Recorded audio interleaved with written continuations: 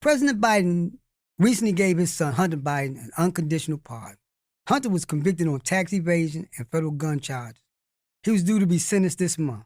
In pardoning his son, the president stated that he believes in the justice system, but also believes that royal politics has affected this process and it led to a miscarriage of justice. The president stated he believes in the justice system, but also believes that royal politics has infected this process and it led to a miscarriage of justice. His decision to pardon his son has created a Richter magnitude scale response from every sector of society. President Donald Trump and his treasonous cohorts, former prosecutors, convicted police, just to name a few. Everyone has an opinion on this decision. But the voices that are missing are those who are enslaved in the prison industrial complex. The people sitting in prison on outdated marijuana charges. People who lost their freedom because of racist three-strike laws or mandatory minimum sentence. These are the real victims of the royal politics that President Biden spoke about. Here to help us unpack President Biden's decision to pardon his son and the impact of that decision is Jason Ortiz from the Last Prison Project. Jason, introduce yourself to the Rattling the Bars audience.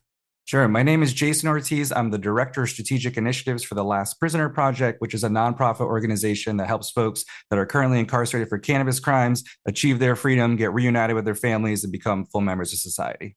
Welcome to Rattling the Bars, Jason. Thank you. Welcome to having. I'm really excited that you're having me here today. Okay, so we recently recognized that President Biden used his authority to pardon his son, Hunter Biden, from the conviction that he got for tax evasion, gun violation, among other charges. And in pardoning him, and this is where we want to hone in on this interview, in pardon, he said that he believed in the justice system, and he believed that the American people, when you tell them the truth, they will be fair. But he also believed that the raw politics of the decision to indict his son and the raw politics to convict his son is the reason why his son was convicted. Not that he was guilty of anything. That wasn't the issue, that he was guilty. It was just that the raw politics superseded his guilt, and therefore he should not have been found guilty but for the raw politics. Okay, so let's look at this decision that President Biden made.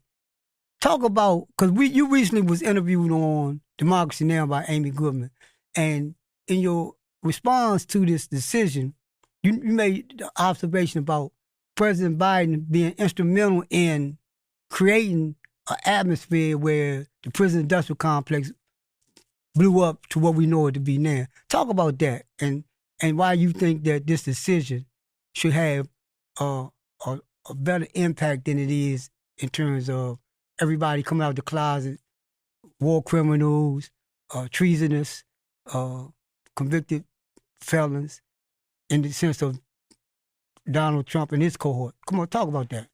When we heard that President Biden was going to use his pardon power to pardon his son for his various, convictions, we were understanding of why a president and a father would want to help their sons avoid prison time. And so we have seen this as an affirmation that the president and his administration understand that while some folks have committed crimes in the past, some of their sentences are egregious and politically motivated. Mm-hmm. That is true for all of the 3,000 federal cannabis prisoners who are currently serving decades or life sentences in prison for cannabis crimes that are now legal for half the states across the country and producing tax revenue. We have thousands of cannabis businesses that are producing tax revenue for states and municipalities across the country, as there are people currently incarcerated watching this all unfold.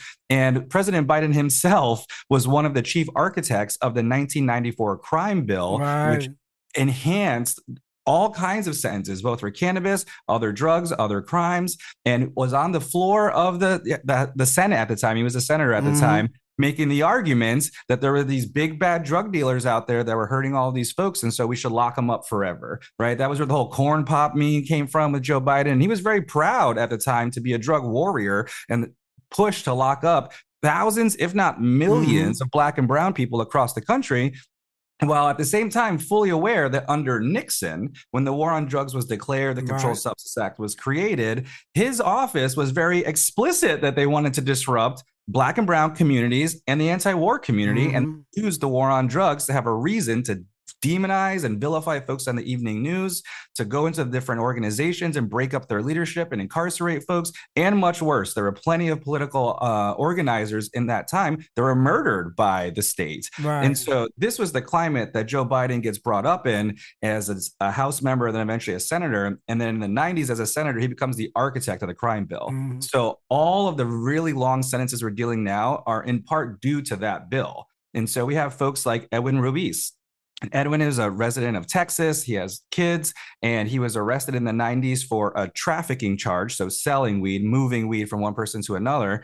And he got 40 years for that offense. 40 years in the 90s, right? So 1997. He served 27 years already of that term. And so these are folks that are serving decades and have already served decades for activity that's legal in the District of Columbia where President Biden lives, right? It's a clear hypocrisy. They're fully aware that the war on drugs was always racially and politically motivated. And yet, till this day, he refuses to use his pardon power, his presidential authority, to help undo that damage, where he's more than happy to do it for his son and fully understand why parents across the country would not want their sons and daughters in prison either. So he still has the opportunity to make moves and use his pardon authority to commute the sentences. That's specifically what we're asking folks to do, or asking the president to do, is commute the sentences of all the folks that are currently incarcerated to time served so that they would be let out. Yeah, and and I like that observation in terms of like the marijuana laws. As I'm gonna go into the political prisoner spectrum as well. But as the marijuana law, it is like ironic that you legalize marijuana. That it's nowhere in this country right now that a person cannot light a joint up. There's nowhere in this country that a person cannot, you can go to a dispensary and buy it. It's nowhere in this country. It's very few places where it's like maybe regulated, but you can have access to it. And then a person find themselves in prison for 2 decades and with no hope of getting out under this law that this very president is responsible for being. And then he turned around and say, royal politics is the reason why his son. Okay, but the royal politics, the reality behind the royal politics is that you created this situation that these people find themselves in. But and I look at it like Leonard Peltier. Peltier is innocent. He's innocent of every crime. Mumia Abu-Jamal, he's innocent. You have political prisoners that's innocent. You have the church committee came out and say, and when they did a study on the FBI's practice and the counterintelligence program, they noted that Hoover had ran them up, was setting people up only because of their political views, and locked people up and killed people. The raw politics behind it was that he was representing the corporate America and the system that by any means was designed to destroy any political opposition. But talk about the impact that this decision will have, if you can speak to this, that the impact that President Biden's decision to pardon his son will have overall. I mean, overall, it is highlighting the idea of using a presidential pardon to undo damage done by politically motivated sentencing, right? So the president has affirmed that sometimes the sentences people get are not there because of their threat to society or safety for anyone, that it's all about the politics behind it. And that is very true about the 3,000 federal cannabis prisoners are also politically motivated prisoners, and folks like Mumia and Leonard Peltier are also politically motivated arrests and convictions. And so if he's able to affirm that for his son, his administration has no excuse from applying that same logic to all the folks that are currently in prison and using his presidential pardon authority to give them their freedom and undo the damage that was done. So while I am frustrated that the president is choosing to only use his power in this way, it is creating a national conversation around what is the right use of the presidential pardon and how else can he use it to help more people. What we would like to see, I'm not opposed, like I don't feel like what he did to Hunter was wrong. It's just incredibly hypocritical and frustrating Right. that he's not using it for lots of other folks. We want to expand the use of the presidential authority. His predecessor, Trump, also has used it in all kinds of wild ways, right? So there is really no limit on what we can do with the presidential pardon. The president could pardon all of these folks tomorrow if he wanted to. And so that means it's a political decision by him and his office to not do it so far. And that means on us, on the people, right? We got to apply pressure and we got to organize to push the government to do the right thing. They've already admitted that they can do it. They've already used the power the way they think makes sense. So it's on us to push and pressure them to use it in the way that we think makes sense. And I was listening to some of the other talking heads on our networks, and they stopped lining up and taking the position that, okay, everybody that was involved with trying to throw a coup and was involved with the ride with President-elect Trump, then president at that time, told him to go down to the Capitol, storm the Capitol, and reverse the Democrat decision to elect Biden, that they were saying, well, all of them should be pardoned.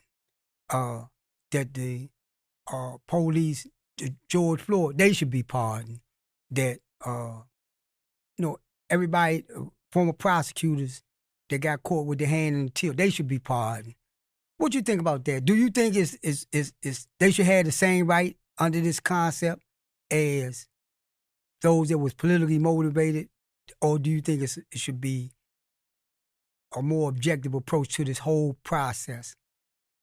So I'll just say clearly, though, like the presidential pardon is a political tool, right? And so there is no limit to it. So whether they can or can't use it, they definitely can do that. Now, who should get a pardon, right? Like personally, I don't think folks that committed a crime and their sentence was just, it was fair what they were supposed to serve as far as time goes, that is justification for a pardon. Right. The president gets to use it as he sees fit. However, these folks did commit a crime. And I don't know exactly if I would say their sentences are unjust for what they did, because what they did was a pretty serious offense, right? Storming the Capitol and trying to seize control of the government. You used the word treasonous earlier, right? It's about as close we can get to treason as, we've experienced in, modern history. And so there are times when the sentence is fitting the crime, right? And so trying to overthrow the government, that's a pretty serious offense, right? Now, folks that have been participated in a lesser extent or simply like showed up to January 6th, right? Like there's always going to be a range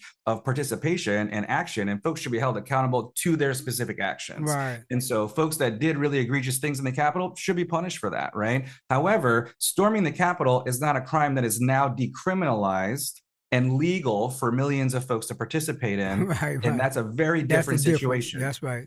Right, that we have said as a society, some people can make millions of dollars selling weed, and these other folks got punished for that crime a long time ago. Nobody is now decriminalizing storming the Capitol, right? And we're saying society has changed since this happened. It was originally racist and politically motivated, but even on top of that, right, society has now said this is no longer a crime. We're going to let folks operate cannabis businesses. And that's what I believe is the moral justification for using a pardon on cannabis prisoners specifically, right? There are lots of other reasons to use a pardon, right? Some folks are innocent of their crimes and their original arrest and conviction was politically motivated, right? That is where a presidential pardon can come in that times have shifted. The new administration that is elected is there to push for the people that support the political, movements that got folks, elected. And so that is another good justification for a pardon, because the person didn't actually do the crime.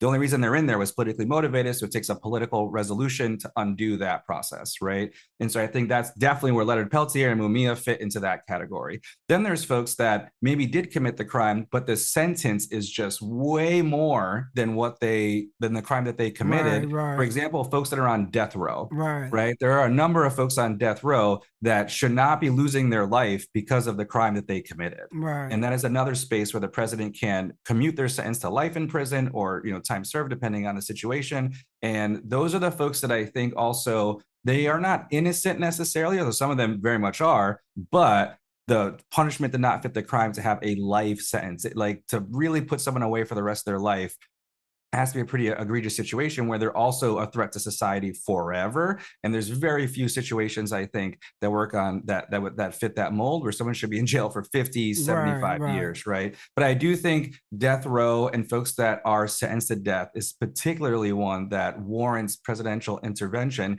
as we should just not be killing folks anymore using, the state and giving people death penalties, which sometimes people can get charges trumped up because of drug charges that add to different charges, and then they end up with life in sentence. Ismail Lira is someone that was operating in a cannabis operation and got charged with trafficking and is serving a life sentence for a nonviolent drug offense. Right. And so, honestly, I don't care how many pounds somebody was selling, nothing justifies a life sentence, specifically because he did way less than any cannabis company does on a monthly basis, right? And so the biggest difference I see between January 6 folks and our folks is the crimes that folks are currently incarcerated for are no longer crimes. And talk about why do you think that in regard to this country's attitude about recognizing cannabis laws and recognizing that because of the social trend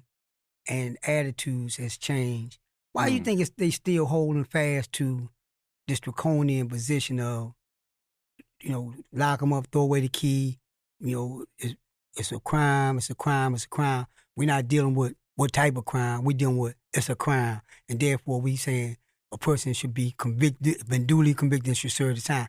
But at the same token, as you outlined, I can leave from visiting somebody that got locked up for marijuana, and on my way out of the town, go to the dispensary and buy some marijuana. Why do you think this country's attitude is so entrenched on just holding people to that standard?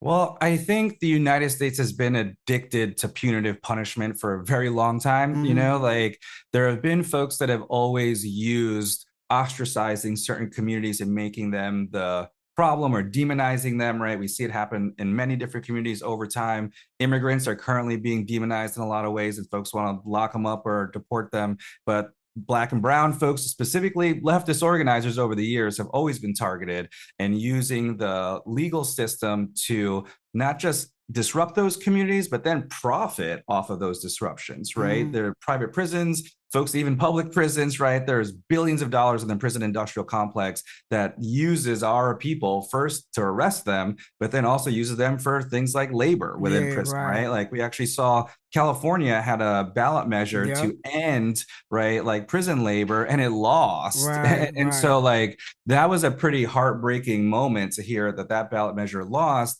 And it is pretty clear that right now, the way the United States is structured, we are a military superpower. We're a prison industrial superpower. We use violence and coercive, force as our number one tactic in a lot of different ways, in a lot of different situations. And so the longer that we are continuing with that addiction to punitive punishment and incarceration, right, the more damage we're doing over time. And so to undo that is a tremendous lift in the international collective, consciousness. To shift people away from that addiction is tough, right? And so I think the drug policy movement has done a pretty good job in shifting public opinion of whether or not people should be in jail moving forward. But what is really hard for, especially white folks or folks that have, a significant amount of wealth, is being able to address what happened in the past. And so we haven't been willing to do that part. We have gotten the public to say, okay, no more people going in prison. And even that's not really true, because we still arrest people and incarcerate people for selling weed, right? We say that possession is okay. It's perfectly okay if you buy from a dispensary, but if you buy from your homie that you used to buy for, that's still a crime, right? And it's a felony for the guy selling it to you still. Right. And out of the 24 states in DC that have had some kind of real adult use legislation, 0 actually let everybody out of prison when they did it. 0. Right. So there is this lack of historical understanding and say, we're going to address what happened in the past. We're willing to move forward and act like it never happened and not talk to anybody about it. But we're not going to actually address the very racist and politically motivated history of why it happened to begin with. And so that's actually where the equity movement started to come out in the mid 20 teens up until now, where I was part of a different organization than the Minority Cannabis Business Association, where we were working with different states to help people figure out how do Black and brown people get a piece of the legal pie, right? And in that equity space, we had three main pushes. So one was helping folks achieve freedom and things like reentry support, expungements, reducing sentences, right? And that was the criminal justice part of it. Then there was the community investment part, because the other part of the war on drugs was that the police disrupted the economics of communities of color and removing people that were breadwinners and fathers and parents and putting them in prison. So there should be very targeted investment to undo that damage as well through the state investing community investment. And then third was economic opportunity in the cannabis industry itself. We found a lot of ways that folks were willing to talk about how everybody can make money off of selling cannabis. But when it came to the criminal justice side, we had to really fight for all the advances in those spaces. But this equity movement, which was essentially the movement to help undo the damage done by the war on drugs, did spread across the country. Now, most of the states that have cannabis operations have some kind of equity program where there are set-aside licenses, community investment, expungement support, all those kind of things. But even now they're under assault, right? Like there's all kinds of governments that want to move that money somewhere else. So it's been an eternal struggle, right? But that being said, we are making a lot of progress. Like things are moving. So for example, Governor Wes Moore of Maryland. Right where we at. Yeah, so he pardoned 170,000 cannabis charges. I was there when he actually signed the paper, right? And so we are seeing governors across the country pick up the mission to actually undo the damage done and making some progress. That being said, that's one governor out of 50 that has actually done anything real serious. And so that's an inspiration. We're glad he did that, right? Hopefully he pushes on Biden for us to do more as well, but we still have a lot of work to do. So it's a long-term standing addiction to punitive punishments, right? So we're going to shame and make examples out of people. But at the same time, I do think like we are cracking the dam of the war on drugs, and we will see it end in our lifetime. I do end in your lifetime, and all of our lifetimes, right? Like we are winning the overall war, but it is something that has been built over 125 years, and ending that is not going to be an easy process nor a quick one. But I do see us growing and winning the fights every day. Okay, and as we conclude, tell our audience going forward what y'all be doing going forward, and how audience can be interact with your project or your former initiatives. Sure. So actually, we have until January 20th to push President Biden to use his pardon authority to commute the sentences of the cannabis prisoners. And so folks can go to cannabisclemency.org, and we have a countdown clock there where you can actually send a letter to the president. And between now and January 20th, that is the number one priority, is we have the opportunity to get folks out of prison with this one person making one decision will actually have huge impact. So again, it's cannabisclemency.org. You can go to lastprisonerproject.org to see all the different campaigns we're working on. If you'd like to write a letter to someone that's currently incarcerated, we'd love to have folks participating in our letter writing program. And then I always say, to wrap up, if you know anyone in prison for cannabis crimes, please let them know about us and let us know how we can get in touch with them, because we do want to be in touch with folks that are on the inside, helping them give resources. So the Last Prisoner Project can provide legal support, funding in commissaries, and then also reentry funding when folks come out, so that there's actually a grant and you can come out and get a car, or house, whatever you may need. So help us get our message to the folks that are on the inside, and we would love to help as many people as we can. Thank you, Jason. You definitely rattled the bars today. We recognize, thank you, brother. It's an honor to be here with you, my man. Yeah, no doubt about it. We recognize that when we hear raw politics, this is a politically motivated. That's all it is. And we recognize now, based on your education of our audience and the marijuana laws, that the hypocrisy of this country is that they're big on saying things. Like Stevie Wonder say, we are amazed but not amused at all the things you say you do. But if you really want to know something, you haven't done nothing. And this is exactly what President Biden, this is your opportunity to cement your legacy, and in terms of like pardoning everyone that was convicted of this draconian marijuana law, to pardon people that's been convicted of or framed, like Mumia Abu-Jamal, Leonard Peltier, politically motivated because of their politics. We ask that y'all continue to support Rattling the Bars and The Real New, because it's only from this platform that you get this kind of information that Jason Ortiz gave us from the Last Prison Project. We recognize that, a person can come out and smoke a joint, go round the corner and buy some weed, but the same person sitting back in a cell in Denver, Colorado, or Florida somewhere that's been convicted of having 4 pounds or 10 pounds of marijuana is sitting back wondering, why am I still sitting here when it's illegal to sell this throughout this country? So we ask that you support this initiative to try to get the word out and encourage President Biden to cement his legacy by being the architect of change and not the architect of confusion and destruction. Thank you, Jason.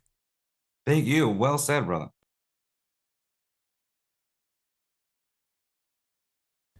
Thank you so much for watching the Real News Network, where we lift up the voices, stories, and struggles that you care about most.